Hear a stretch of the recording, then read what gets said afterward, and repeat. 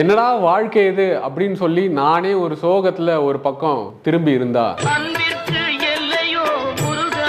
இவரு வேற பாட்டு பாடி நம்மளை அழ வச்சு முருகன் கிட்ட கூட்டு போயிடுறாரு.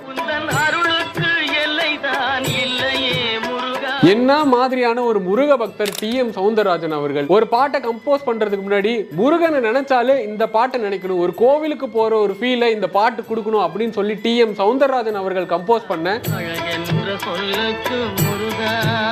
கோவை கூத்தன் அவர்கள் முருகனை நினைச்சு எழுதின ஒரு பாட்டு இன்னைக்கும் பல பேருடைய பர்சனல் ஃபேவரட்.